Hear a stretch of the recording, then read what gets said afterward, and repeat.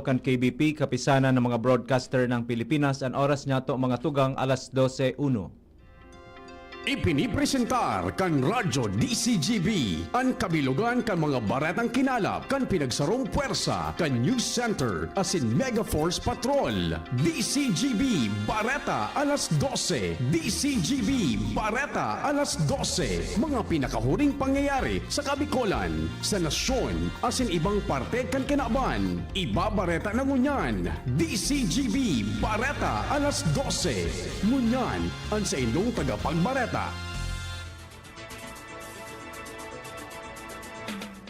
Diyos maray na odto sa Indogabos mga tugang ngunyan aldaw nin Martes, Nobyembre 11, 2025, ini ang Bareta alas 12. Kami po ang sa indong mga tagapagbareta.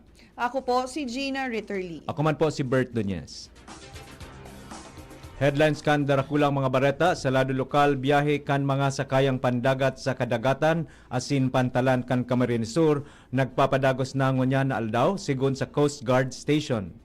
39 million pesos kantidad nin humanitarian aid na idistribuyar na kan DSWD Bicol sa mga apektadong residentes kan Bagyong Uwan. DOH Bicol nagpatanid manungod sa carbon monoxide poisoning. Saro ang gadan mantang saro man ang nalugadan sa pagrapado kang Super Typhoon Uwan sa rehiyon kan Bicol sugon sa OCD Bicol. Senador Aquino makusog na pinagkondenar ang korupsyon sa flood control project sa Cebu. Bagyong Uwan nakaluwas na sa Philippine Area of Responsibility sigon sa Pag-asa. Bilang kanagadan sa Super Typhoon Uwan, suminakat na sa anom sigon sa OCD. Bilang kan mga naapektaran kan Bagyong Uwan, puminakol sa sobra sa 1.4 million na individual. Sa ibang nasyon, Syria makikipag-koordinar sa International Coalition para labanan ang Islamic State militants. Sa lado ng sports, Genesis Owano nakuha ang kampyonato sa Buji International 9-ball sa Jakarta, Indonesia. Iyan po ang headlines ngunyan sa detalyes kan mga bareta. Ang baretang ini hatod sa Indukan. Plemex for Kids. Mommies, agapan agad ang ubo at plemang nakabara. Pambatang lagundi. Plemex! Lifted na ang suspension kan biyahe kan mga sakayang pandagat sa kadagatan asin pantalan kan Camarines Sur puon ngunyan na aldaw. Basado sa ipinaluwas na Sea Travel Advisory number 1125-008 kan Coast Guard Station Camarines Sur na pirmado ni Commander Kenny Villaferte, padagos na sa giraray ang mga aktibidad sa kadagatan kan probinsya matapos na tangkason na kan DOST Pag-asa ang tropical cyclone wind signal sa lugar. Mientras tanto kasuhapon lifted naman ang suspension kan mga biyahe sa nagkapirang parte kan Masbate asin sa bilog na probinsya ni Albay. Ang baretang ini hatod sa Indukan. Artisan Joint Supplement. Bumabagal ang galaw dahil sa joint pain at arthritis. Mag-Artisan. Sobra sa 39 million pesos kantidad ng humanitarian aid ang nadi-distribuir na kan Department of Social Welfare and Development o DSWD Bicol sa mga naapektaran sa komunidad matapos ang pagrapado kang Super Typhoon Uwan sa rehiyon. Basado sa DRO-MIC response report kan ahensya, na pinapamayuhan ni Regional Director Norman Laurio, sangunya na sa sobrang 329 na thousand na pamilya o sobra sa 1.1 million na individual ang naapektaran kan kalamidad. Mientras tanto, may nasa 136.4 million pesos man na kantidad ng relief stockpiles as in standby funds ang ahensya na available sa mga regional warehouse as in prepositioning sites para sa tulos na deployment kung kinakaipuhan. Ang baretang ini hatod sa Indukan. Plemex. Pag may ubo o hika, Plemex agad. Basta lagundi, Plemex. Nagpatanid ang Department of Health o DOH Bicol manungod sa carbon monoxide poisoning na darakan sa lang paggamit ng generator set. Sigun sa ipinaluwas na abiso kan ahensya, ang carbon monoxide o CO poisoning nangyayari kung may sarong personang nakaparong nin halangkaw na level nin CO. Ini an warang parong, lasa o kulay kung sain naglalaog ini sa ugat kan sarong persona asin pinagpapalitan ang oxygen sa dugo na pwedeng magdara nin kahilangan o kagadanan. Sigun sa ahensya, ang CO posibleng makuha sa generator sets na pinagagamit partikular na ngunya na dainin supply nin kuryente. Dagdag pa kan ahensya tangani maibitaran ang pagkakalason, siguraduhon na may maray na ventilasyon ang pinagkakaganan nin generator, makinarya asin iba pang ekipahe na pwedeng pagpuunan kan CO. Dai magamit nin generator, charcoal, grill, camp stove o iba pang gasoline o charcoal burning device sa laog kan harong asin siguruhon na magkuatulos nin medikal na atensyon kung nakakamati nin sintomas aron kan pagkalibong, magian na payo o pagsusuka. Ang baretang ini hatod sa Indukan. Sa Uno Plus, kalidad na maaasahan mo. Serbisyong swak sa imo. Saro ang gadan mantang saro ang lugadan sa pagrapado kang Super Typhoon Uwan sa rehiyon kan Bicol, sigon sa Office of the Civil Defense o OCD Bicol. Sigon sa entrevista kan DZGB News kay OCD Bicol Regional Director Claudio Yuriucot, ang nagadan sarong 48 anyos na lalaki kung sa inhali ini sa evacuation center sa Catanduanes kan mag-uli ini tanganing reparuhon ang sa iyang mga atama na hayop kan mamatean niya na diinang paros o uran sa katahawan kan bagyo. Pinaglalauman kan biktima na tapos na ang bagyo alagad. Nagkapirang oras bigla sa giraray buminagsak ang epekto kan bagyo kung kaya nalamos ini kan pasisiring siya sa iyang residensya. Sinabi ni Yukot na namatean na ang nagpundo kan epekto ang dahil ta nasa mata na kan bagyo ang lugar kung kaya temporaryo sa naining pagpundo kan makusog na paros asin uran. Mientras tanto, saruman ang lugadan sa kalamidad sa kaparehong probinsya kung sain ang biktima nagsakat sa bubong kan sa indang harong tanganing irahayon o bugtakan ning pagabat sa paabot na bagyo alagad na hulog ini. Sinabi kang opisyal na na-recover ang bangkay kang nagadan asin padagos man na nagre-resibi ng medikal na atensyon ang nasabing lugadan na persona. Pasabol na ang gabos na mayor na tinampo sa rehiyon Bicol matapos ang pugapugang clearing operations na pinagibo kan mga lokal na gobyerno asin man iba-ibang ahensya di gobyerno sa rehiyon sigun kay Office of Civil Defense o OCD Bicol Regional Director Claudio Yukot matapos ang pagrapado kan Super Typhoon Uwan. Mientras tanto, daipang nakuko ang datos ang ahensya manungod sa danyos sa mga kaharungan. Naobserbaran man ni Yukot na nagsapar nin grabing danyos ang probinsya kan Catanduanes kung sa indakol ang mga nanotaran na nagbagsak ng mga poste nin kuryente asin mga kaharungan sa nasabing probinsya. Totalimenteng 1,754 barangays sa rehiyon kan Bicol ang nanotaran na naapektaran kang Super Typhoon Uwan. Sigun ini kay Office of the Civil Defense o OCD Bicol Regional Director Claudio Yukot, kung saan nasa 228,097 na pamilya o 822,355 na individual ang naapektaran kang nasabing kalamidad. Mientras sobra na sa 6,000 man na evacuation centers ang ginamit bilang para mientras na sirungan kan mga evacuate o sa rehiyon. Katakod kay ini natawan man kan Department of Social Welfare and Development Bicol ang sobra sa 100,000 na pamilya o sobra sa 361,000 individuals na nasa evacuation center din humanitarian aid mantang natawan naman ning asistensya kang ahensya ang 55,000 families o sobra sa 184,000 individuals na nasa luwas kan evacuation centers. Kinundusir kan lokal na gobyerno kan Tabaco City kaibahan kan Tabaco City Disaster Risk Reduction and Management Council ang Rapid Damage Assessment and Needs Assessment o RDA-NA sa syudad matapos ang pagrapado kan Super Typhoon Uwan. Sigun kay Tabaco City Mayor Ray Bragais, ginibo ini tangani maibalwar ang naging impact kan kalamidad sa syudad. Presente man sa paghuroron ang mga representantes kan Tabaco City Schools Division Office, Tabaco Water District asin Albay Electric Cooperative. Dagdag pa kan alkalde ang Ardana maubot na mahiling ang danyos sa na nasapar kan man iba-ibang sektor asin maikoordinar ang magkakanigong aksyon asin interbensyon para sa tulos na recovery asin response kan syudad matapos ang kalamidad. Pinagdiskutir man sa paghuroron ang pag-identifikar kan priority areas, pagbabalik kan mga esensyal na serbisyo asin pagsiguro nin tanos na paghatod nin asistensya sa mga apektadong komunidad. Nagpapadagos ang pinagigibong pagdistribuyer kang dagdag na 1,500 na sako ning bagas kang Provincial Social Welfare and Development Office para sa 18 local government o probinsya ning Albay.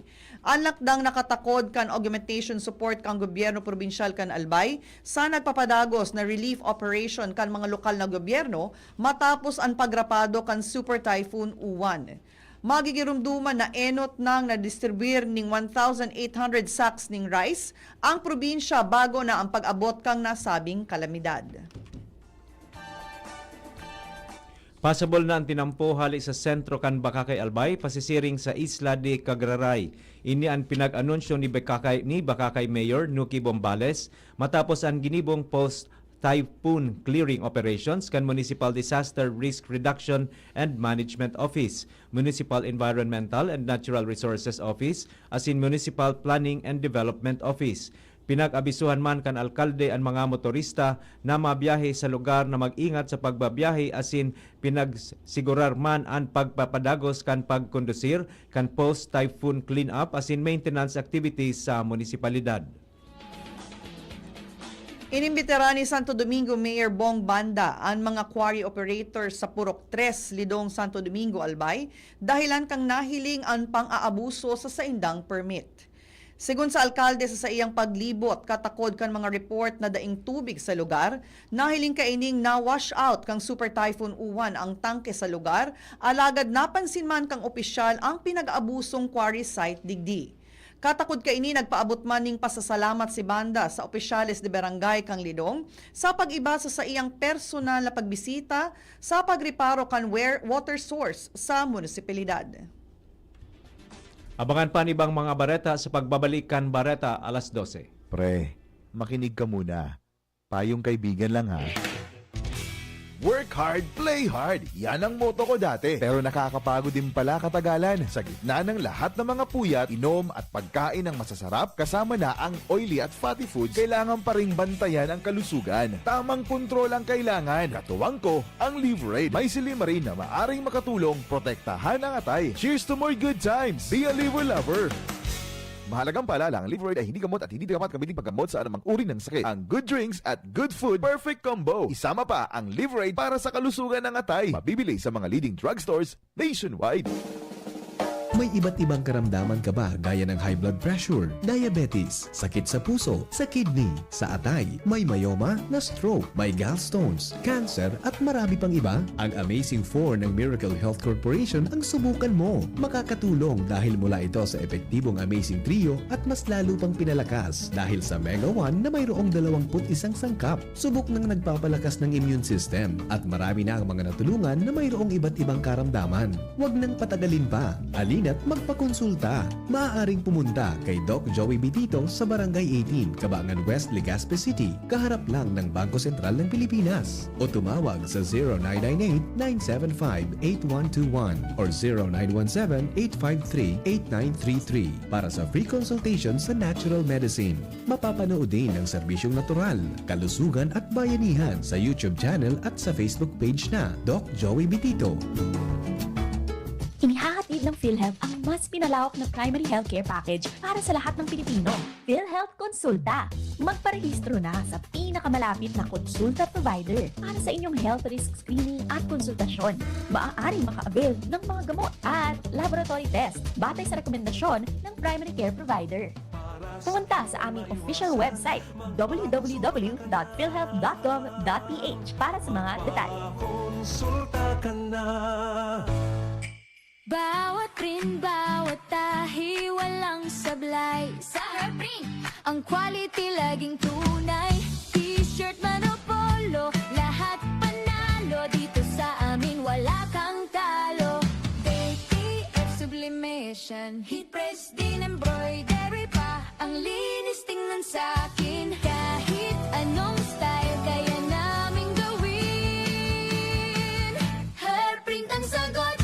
Walang kapantay, lahat ng orders pasok sa husay.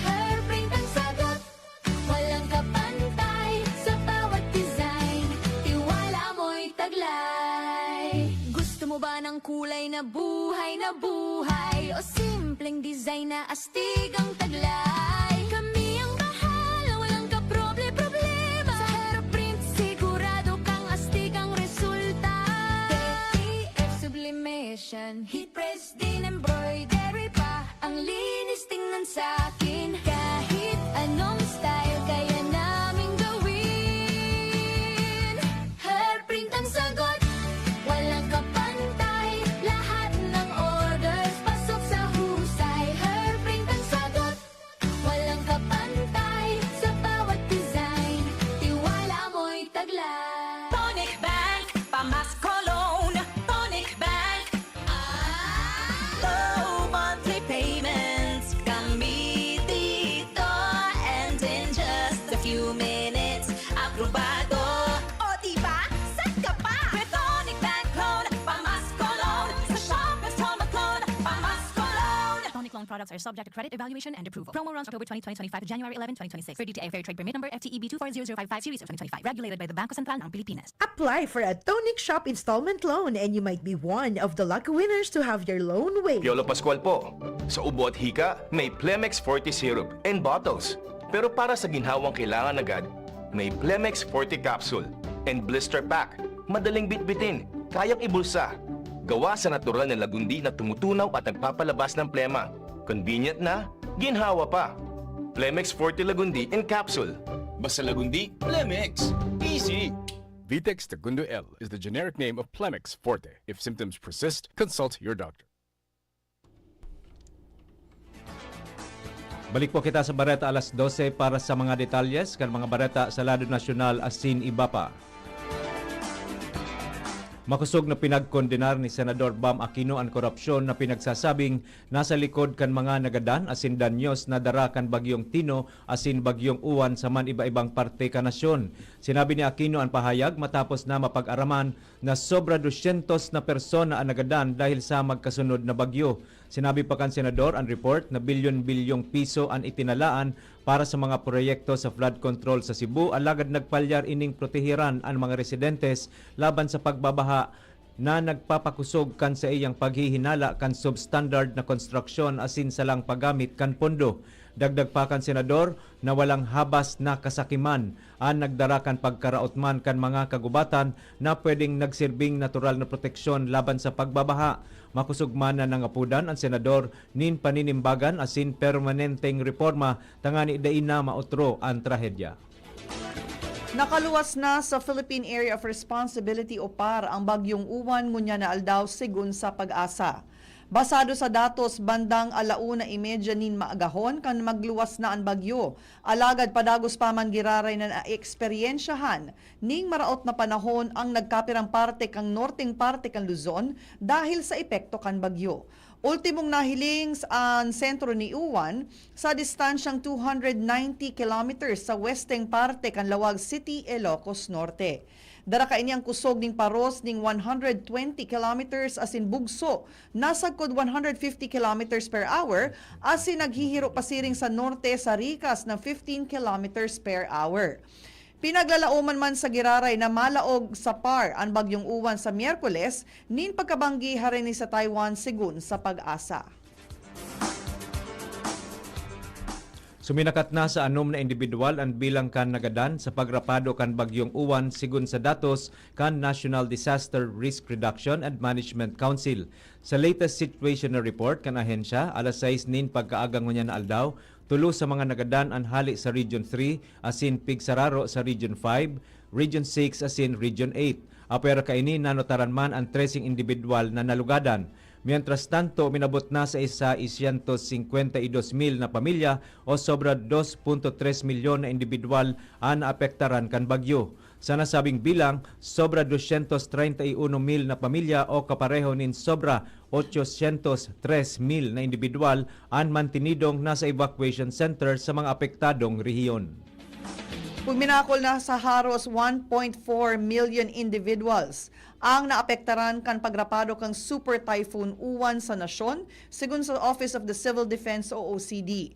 Sigun kay OCD-OIC Rafi Alejandro, nagpapadagos ang pinagigibong rescue, relief as in clearing operation sa mga apektadong lugar. Tulo sa mga areas of concern kan ahensya ang Catanduanes, Aurora, asin Pangasinan, kung saan magigirumduman na nasa Aurora naglandfall kan Nobyembre 9 ang bagyong Uwan.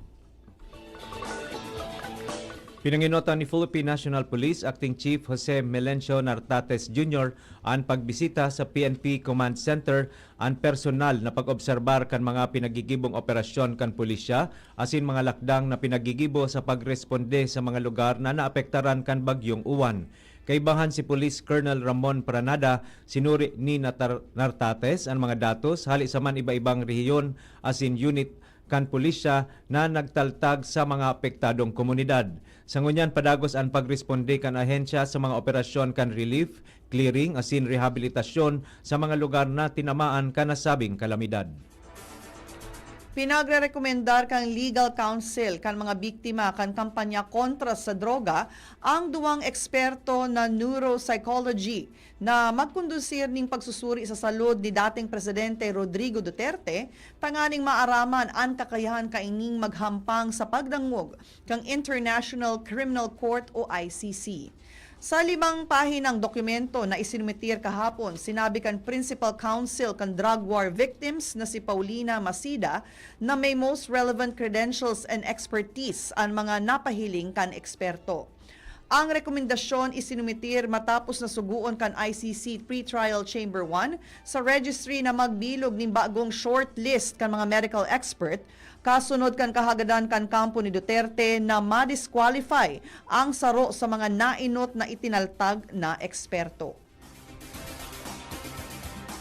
Barata sa ibang nasyon, makikipag-koordinar ang Syria sa International Coalition tangani labanan ang Islamic State militants. Ang pahayag matapos na personal na magbisita sa White House si Syrian President Ahmed al-Shara as si nakahuron si US President Donald Trump. Si al-Shara ang pinakaenot na leader kan Syria na nagbisita sa kasaysayan kan Amerika. Kan 2012, napindyente ang diplomatic relation kan US asin Syria dahil sa pagtabang kaini sa ISIS. Naibalik ni Trump ang koordinasyon sa Syria matapos na mapabagsak si Bashar al-Assad, ang dating leader kan Syria.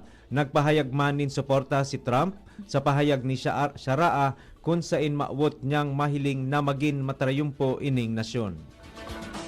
Sa bareta niya to sa lado ning sport sa Giraray na mayagpag ang bandera kan Pilipinas matapos na paghadean ni Genesis Owano ang Buji International 9-Ball Open na ginibo sa Indonesia Convention Exhibition sa Jakarta, Indonesia.